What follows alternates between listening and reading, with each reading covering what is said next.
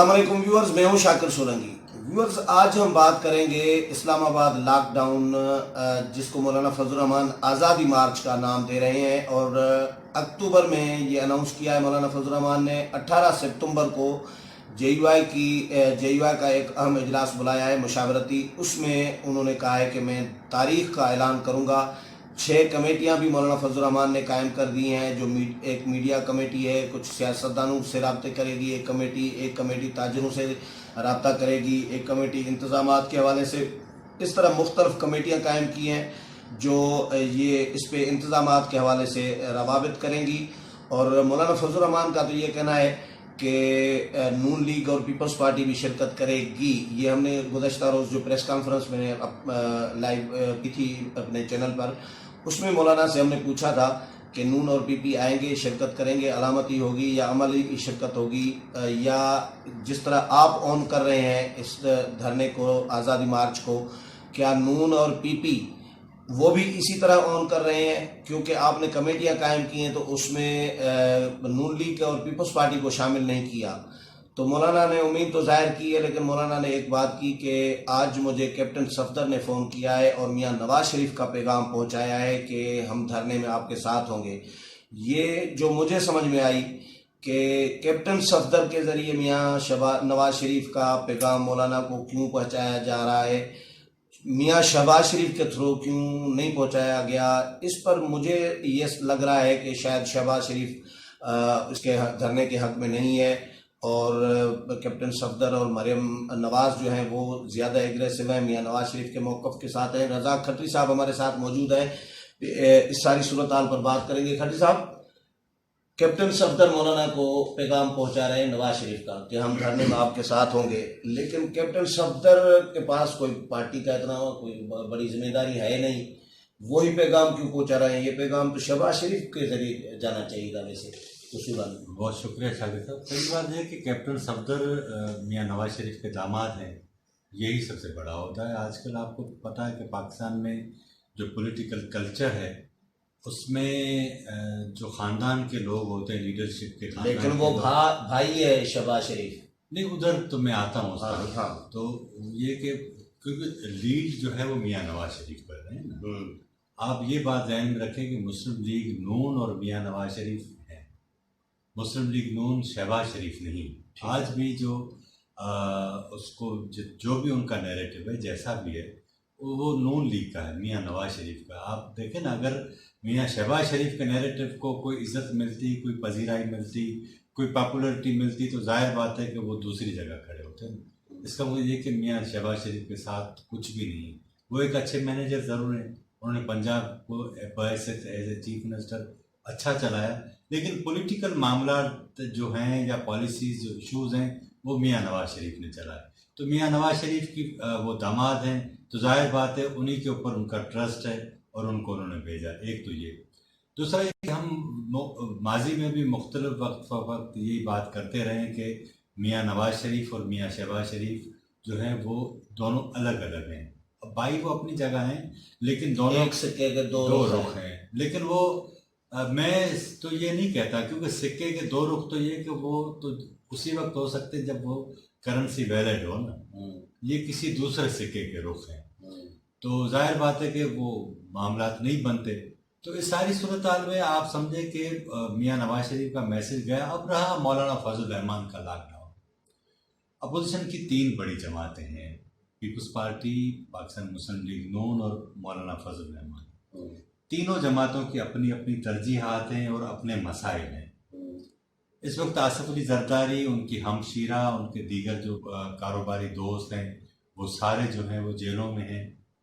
इसी तरह मियां नवाज शरीफ को सज़ा आ चुकी है, उनकी साहबजादी को भी सज़ा आ चुकी है, लेकिन वो मुअत्तल है। किसी दूसरे केसेस में उनको भी जो है वो गिरफ्तार कर लिया गया है। शाहिद खाकन अब्बासी, जो मियां नवाज शरीफ के नैरेटिव के सबसे बड़े वकील हैं, वो भी जेल में हैं। राना सनाउल्लाह भी जेल में हैं। मगर जो मियां नवाज शरीफ के नैरेटिव की बात करते हैं, उनकी वकालत करते हैं। तो इस सारी सूरत हाल में वो सारे लोग ज़ेर अताब हैं जो मियां नवाज शरीफ के साथ हैं। लेकिन इस सारी सूरत हाल में आप मुझे ये बताएं कि क्या पाकिस्तान में ये बात अब आहिस्ता आहिस्ता جو ہے وہ ابھرنا شروع ہوئی ہے کہ کیا ان دو بڑی جماعتوں کو دیوار سے لگا کے آپ سیاسی نظام چلا سکتے ہیں؟ ظاہر بات ہے نہیں چلا سکتے. یہی سبب ہے کہ پاکستان کے اندر جو معاشی بحران ہوا ہے اس میں ان کی حمایت کا بھی ایک بڑا عمل دخل ہے میاں نواز شریف کی. پیپلز پارٹی کی میں اتنی زیادہ نہیں کہتا کیونکہ اس کا جو تعلق زیادہ تر ہے دیہی علاقوں سے، لیکن میاں نواز شریف کی جماعت پاکستان مسلم لیگ نون ہے، وہ تاجر طبقے کی نمائندہ جماعت ہے. پنجاب کے پنجاب میں کیونکہ بہت بڑے شہر ہیں اور ان میں بڑے شہروں میں بھی جو ہم دیکھتے ہیں کہ جس طرح فیصل آباد ہے، گجرات ہے، لاہور ہے اور اس طرح سیالکوٹ وغیرہ، ان کو ہم ارب پتیوں کے شہر کہتے ہیں اور ان میں ان کی بڑی اچھی خاصی حمایت حاصل ہے. تو اب جب آپ نے بندوق رکھ کر ٹیکس وصولی شروع کی تو آپ ایک بار تو ٹیکس لے لیں گے، لیکن جو انویسٹر ہیں انہوں نے اپنا پیسہ کیجیے. آپ پنڈی چلے جائیں، اسلام آباد کے مارکیٹ میں چلے جائیں، آپ کو بخوب واضح طور پر اس بات کا احساس ہوگا کہ مارکیٹ میں لوگ نظر نہیں آتے، خریدار نظر نہیں آتے. لوگ پریشان ہیں، ان کے کرائے نہیں نکل رہے، جو ملازمین ہیں ان کی تنخواہیں نہیں نکل رہی، اپنے اخراجات نہیں نکل رہے، اوپر سے مہنگائی میں اضافہ ہو گیا. تو یہ ساری صورتحال ہوئی. لیکن اس کے باوجود یہ سوال ہے کہ لوگ کیوں نہیں نکلتے. ٹھیک ہے نا، مسلم لیگ نون بھی کسی تحریک چلانے کی پوزیشن میں نہیں ہے، آصف زرداری بھی نہیں ہے. اب مولانا ہیں، مولانا کو وہ حمایت حاصل نہیں ہے اسلام آباد میں، پنڈی میں یا دیگر شہروں میں. اب کیونکہ پختونخوا میں جہاں جہاں ان کے مدارس ہیں یا جہاں ان کی جو اکثریت ہے، ان کی جماعت کی جو حمایت ہے، ان لوگوں کو آپ وہاں سے لے آئیں اسلام آباد میں کتنے دن ٹھہرائیں گے، یہ ایک سوال ہے. اور میں آپ کو یہ بھی بتاؤں کہ پاکستان مسلم لیگ نون یا پاکستان پیپلز پارٹی علامتی طور پر شرکت کریں گی، ان کے کارکنان پرچم اپنے پارٹی کے لے آئیں گے، نعرے بازی بھی کریں گے. لیکن سوال یہ کہ یہ آزادی مارچ کتنے دن رہے گا، کون سے مطالبات لے کر آئے گا. پہلے تو یہ کہا جا رہا تھا کہ حکومت کے خاتمے تک وہ بیٹھے رہیں گے، لیکن اب جو سننے میں آ رہا ہے وہ یہ ہے کہ شاید انہوں نے اپنے رویے میں اور اپنے مطالبات میں کچھ لچک دکھائی ہے. تو مجھے یہ لگتا ہے کہ ابھی جو معاشی بحران ہے اس میں اس ساری صورتحال کو ابھی حال ہی میں جو D G I S P R نے پریس کانفرنس کی تھی، اس میں انہوں نے اپنی پریس کانفرنس کے بعد صحافیوں سے جو غیر رسمی بات چیت کی، ان میں انہوں نے کہا تھا کہ ہم سمجھتے تھے کہ پاکستان کی معیشت کو بخار ہے تو وہ کسی کڑوی گولی سے حل ہو جائے گا، لیکن اس سے تو کینسر ہے. تو ظاہر بات ہے کہ کینسر کی تو فزیو تھراپی ہوتی ہے اور اس کے لیے کیمو تھراپی ہوتی ہے اور اس کے لیے ایک بڑے عرصہ درکار ہوتا ہے، 5-10 سال چاہیے ہوتے ہیں. تو آپ سمجھ لیں کہ پاکستان کی فوج بھی ہی اس پورے صورتحال میں، کیونکہ وہی فیصلہ کن اتھارٹی ہے پاکستان کے اقتدار میں، تو وہ بھی حکومت کے ساتھ کھڑی ہے. لیکن ایشو یہ ہے کہ معاملات چل نہیں پا رہے. ایک طرف بیوروکریسی ہے، ان کو انہوں نے چھیڑنے کی کوشش کی تو ان کی طرف سے کافی رکاوٹیں ہوئی ہیں. دوسری طرف خود ان کی اہلیت کا ایشو ہے، حکومت کی اپنی اہلیت کا ایشو ہے. تیسرا ہے اپوزیشن کی جو اپنی ان کے، کیونکہ وہ خود دھنسے ہوئے ہیں ایک بڑی کیچڑ میں، تو وہ چاہتے ہیں کہ پہلے ہم نکلیں تاکہ اس کے بعد کچھ کریں. تو اس ساری صورتحال میں الٹیمیٹلی جو پس رہا ہے وہ عوام پس رہا ہے. اب چوتھی بات ہے آپ کے پارلیمان کی. اب خدا کر کے ایک بار پھر انہوں نے 12 ستمبر کو جوائنٹ سیشن بلایا، اس کے بعد صدر مملکت اس اجلاس کو خطاب کرے گا تو دوسرا پارلیمانی سال شروع ہوگا. ظاہر بات ہے کہ جب 13 کو معمول کا قومی اسمبلی کا اجلاس شروع ہوگا تو اس میں اپوزیشن ہنگامہ بھی کرے گی، یہ ساری باتیں ہوں گی. لیکن ایشو یہ ہے کہ سڑکوں کی سیاست کے لیے ابھی میرے خیال اپوزیشن کو انتظار کرنا پڑے گا تاکہ اور حالات مزید جو ہیں وہ کرائسس بڑھیں، مزید کرائسس ہوں تاکہ وہ اس میں اپنی بات کو کیش کروا سکے. لیکن اس وقت جو صورتحال ہے جو حکومت کے حق میں وہ ہے کشمیر کی صورتحال، اور حکومت چاہتی ہے کہ ہر صورت میں اس کو کیش کروایا جائے. لیکن پہلی بار ایسا ہوا کہ آپ نے دیکھا کہ پارلیمنٹ کا جوائنٹ سیشن ہوا کشمیر کے ایشو پر، لیکن کشمیر کی جو قومی تحریک ہے یا کشمیر کے جو اپنے مطالبے ہیں اس لوگوں کے، وہ اس کا کہیں ڈسکشن نہیں ہوئی. بھائی ٹھیک ہے، آپ کہتے رہے کہ کشمیر بنے گا پاکستان، لیکن کشمیری خود کیا کہتے ہیں اس کا کوئی بات. کشمیر پہ الگ پروگرام کریں گے.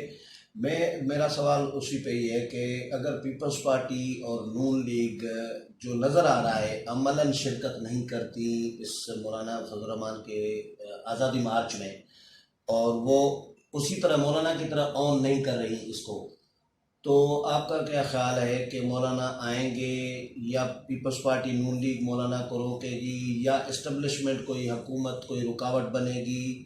کیا ہوگا، نظر کیا آ رہا ہے آپ کو؟ سب پہلے آپ مولانا تو بھرپور تیاریاں کر رہے ہیں.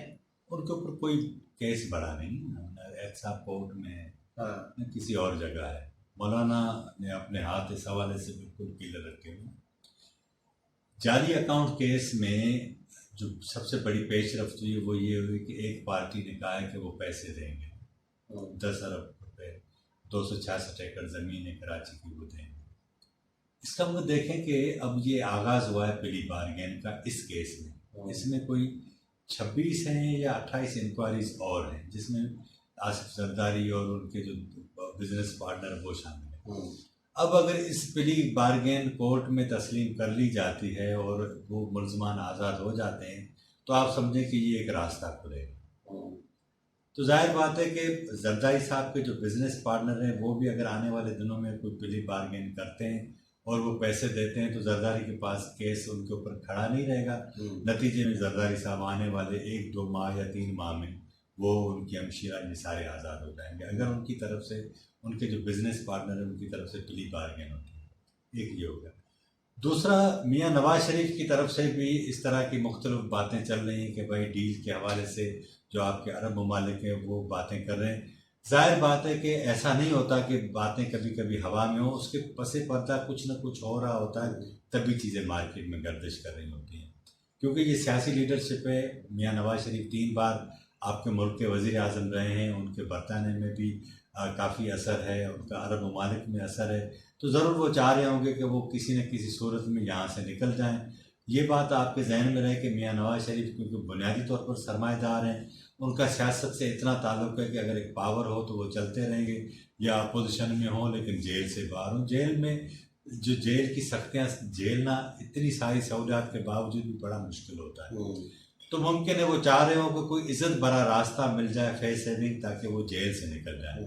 تو یہ دونوں صورتوں میں مقصد ہے کہ ہم جب ان چیزوں کو سوچتے ہیں تو ہمیں ایک بات واضح نظر آتی ہے کہ دونوں بڑی لیڈرشپ اس چکر میں ہے کہ کسی نہ کسی صورت میں اس طرح راستہ ملے تاکہ فی الحال ہم یہ جیلوں سے نکل جائیں، بعد میں ہم دیکھیں گے. تو عمران خان کو یہ بڑا موقع ہے، اس میں اگر وہ کچھ چیزیں کر لیتے ہیں، میرے خیال 1 سال تو لوگوں نے گزار لیا، 1 سال اور بھی گزار لیں گے. اس دوران اپوزیشن کے یہ لوگ چاہیں گے کہ کسی نہ کسی صورت میں اس طرح کی صورتحال بنے کہ ہم نکل جائیں. 2 سال کے اندر اگر صورتحال اس طرح کی رہتی ہے، اگر معاشی صورتحال بہتر نہیں ہوتی تو پھر لوگوں کے اندر بیزاری بڑھے گی. نتیجے میں آپ دیکھیے گا اگر وہ بھی کسی ڈیل کے چکر میں یا کسی بھی صورت میں باہر نکل آتے ہیں تو حکومت کے خلاف اور نفرت میں اضافہ ہوگا اور پھر صورتحال ان جو پچھلے 2 حکمران تھے ان کے لیے اور زیادہ بدتر. نہیں تو مولانا کی تیاریوں کو سیریس آپ نہیں دیکھ رہے؟ میرا خیال ہے وہ یہ ہوگا کہ وہ آئیں گے، مظاہرہ کریں گے، 1-2 دن اسلام آباد ڈسٹرب ہوگا اور اس کے بعد درمیان میں دوسرے لوگ آئیں گے، پھر میرا خیال ہے وہ چلے جائیں گے. مجھے نہیں لگتا کہ وہ کوئی ایسا کام کر لیں کہ جس سے کوئی پورا سسٹم آپ کا بیٹھ جائے. اوکے، بہت شکریہ کھٹی صاحب. ویورز، کھٹی صاحب کی رائے آپ نے سنی اور کھٹی صاحب تو یہ مانتے ہیں کہ مولانا آئیں گے، بیٹھیں گے کچھ دن، 1 دن، 5 دن، 10 دن، لیکن ایسا نہیں ہے کہ حکومت ختم کر کے پھر واپس جائیں. دیکھیں گے. مولانا کی تیاریاں تو بھرپور ہیں. اگلے پروگرام تک اجازت دیتے ہیں. اللہ حافظ.